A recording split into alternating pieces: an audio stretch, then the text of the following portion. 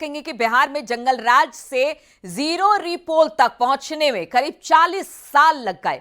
1985 में बिहार विधानसभा चुनाव के दौरान चुनावी हिंसा में 63 मौत लोगों की हुई थी। 63 लोगों की मौत इसमें हुई थी, जिसके बाद 156 बूथ पर दोबारा मतदान कराना पड़ा।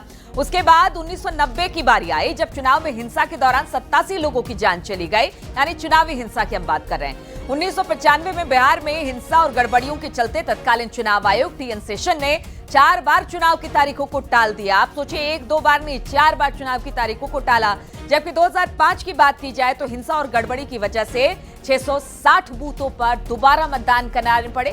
2010 से 2015 और फिर 2020 के बिहार विधानसभा चुनाव में कोई बड़ी हिंसा नहीं हुई, जिसका नतीजा ये रहा कि 2025 के चुनाव में किसी भी हिंसा की घटना दर्ज नहीं की गई। इक्का दुक्का अगर बात की जाए तो वहां पर कुछ हिंसा की खबरें आई, किसी बूथ पर दोबारा मतदान नहीं कराना पड़ा। तो आप सोचिए कि हमने ये इतिहास इसलिए बताया, जिस जंगल राज की बात करती रही है एनडीए और जिस बात को लेकर चुनाव आयोग को भी घेरती रही है, उस बात के एक आंकड़े हमने आपके सामने रखे हैं। अब क्या कहते हैं बिहार के रुझान, वो भी बताते हैं। तो बिहार में प्रधानमंत्री मोदी का जादू एक बार फिर से चला है। लगातार 5 चुनाव से बिहार मोदी के साथ खड़ा है।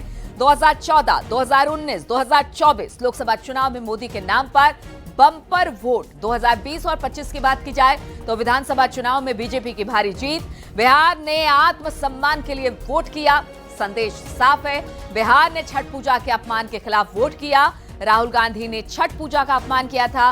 बिहार ने कांग्रेस को भी नकार दिया है। तो देखिए, अगर महागठबंधन की तमाम पार्टियों की बात की जाए और आरजेडी और कांग्रेस की बात की जाए, कहां पर इस वक्त है, दोनों की सीटें इतनी ज्यादा कम हो गई है कि शायद उन्होंने सपने में भी नहीं सोचा था कि इस तरह की स्थिति बनेगी। वहीं अगर बीजेपी जेडीयू 87 और 76, देखिए यहां पर बीजेपी बड़ी पार्टी के तौर पर उभर रही है। हालांकि पहले चुनाव के मतदान जब हुआ था उसमें यह कहा गया था कि गठबंधन जो दल है उसके विधायक ही तय करेंगे कौन नेता होगा, लेकिन उसके बाद ये कहा गया कि देखिए ऐसा है, सेकंड फेज आते आते पता चल गया कि नहीं भाई, अगर बिहार में किसी की बात करनी है तो वो फिर नीतीश कुमार की करनी है। चलिए अब इसी पर बातचीत और चर्चा शुरू करते हैं। मनीष शुक्ला बीजेपी प्रवक्ता हमारे साथ हैं, सुधीर चौहान प्रवक्ता एसपी हैं, ई आगा यूनुस प्रवक्ता कांग्रेस हमारे साथ है और प्रभात त्रिपाठी जी वरिष्ठ पत्रकार के तौर पर हमारे साथ जुड़ गए हैं।